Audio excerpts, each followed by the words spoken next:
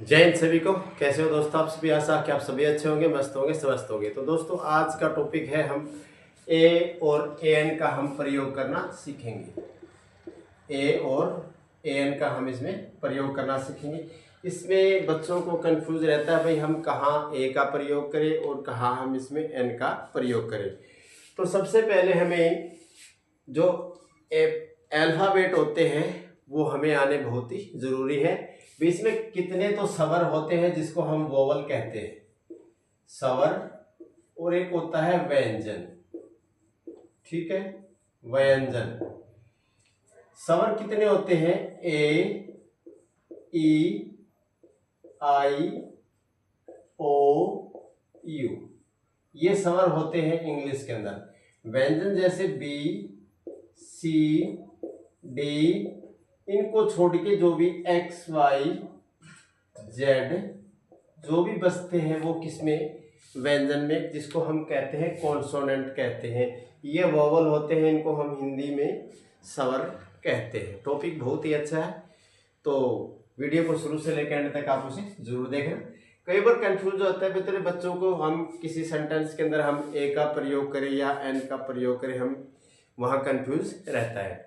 लेकिन देखो, जैसे हमारे हिंदी में स्वर कौन से होते हैं? हिंदी में स्वर होते हैं, ये तो जैसे हमारे इंग्लिश के स्वर व्यंजन थे। हिंदी में कौन से होते हैं? ए अनार से और औ औरत तक। ठीक है, ये स्वर होते हैं। व्यंजन कौन से होते हैं? व्यंजन कैसे लेके जो नीचे आते, कै, ख, ग, घ, मतलब ये इसमें किस में चले जाते हैं? व्यंजन के अंदर चले जाते हैं, ये इसके अंदर। ठीक है, अब जैसे कई बार क्या होते हैं, this is a Apple, APPLE। यहाँ बच्चों को इसमें कंफ्यूज रहता है भाई इसमें हम यहाँ ए का प्रयोग करें या एन का प्रयोग करें, वहाँ कंफ्यूज रहता है। तो यहाँ इसमें हम एन का प्रयोग करेंगे। अब जैसे आगे वाक्य है, दिस इज ए बुक, हमने यहाँ ए का प्रयोग क्यों किया और यहाँ हमने एन का प्रयोग क्यों किया, इसके बारे में आज हम जानेंगे, ताकि जितने भी जो कंफ्यूजन है वो आपके अच्छी तरह से क्लियर हो चुके।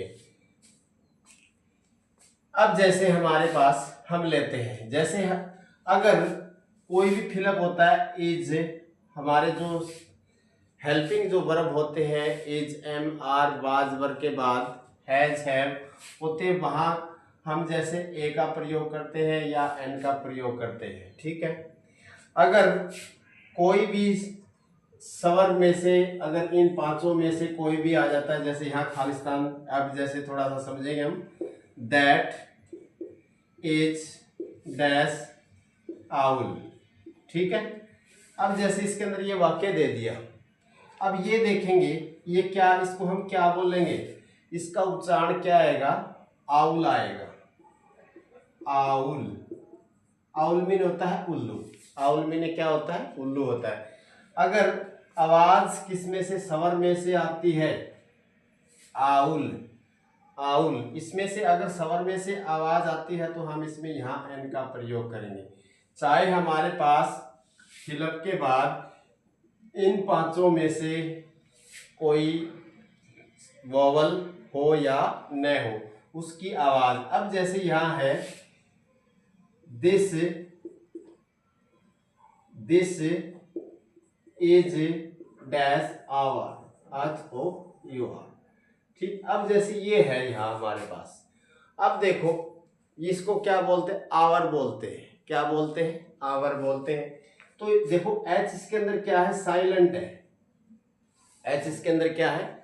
साइलेंट है। तो यहां भी हम इसमें क्या लगाएंगे? एन का प्रयोग करेंगे।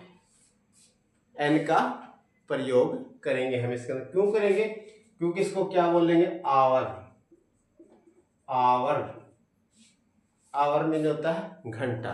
ठीक है, अब जैसे यहां आ जाए, दिस इज डैश पेन। ठीक है, तो इसमें से देखो इसकी आवाज किस में आती? पै में आती है।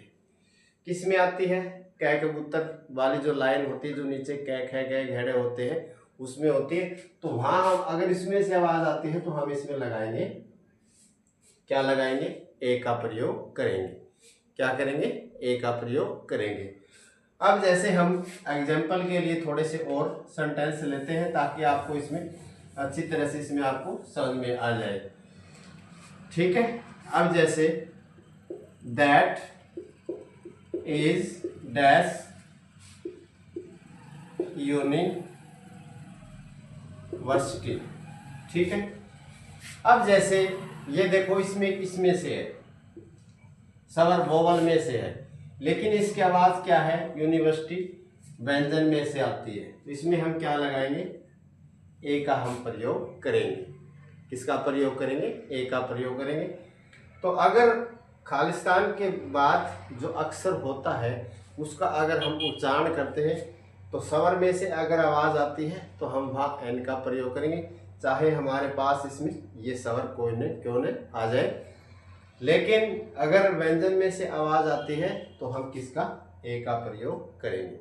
तो आशा है कि जितने जो डाउट थे आपके वो क्लियर हो चुके होंगे। तो वीडियो अच्छी है तो जितना हो सके अपने दोस्तों के साथ वीडियो को ज़्यादा से ज़्यादा आप इसमें शेयर जरूर करना, और ऐसी वीडियो का नोटिफिकेशन पाना चाहते हैं तो चैनल को सब्सक्राइब जरूर कीजिए। Thank you. जय हिंद, जय भारत। अगली वीडियो के अंदर आपसे जरूर मिलेंगे। Thank you.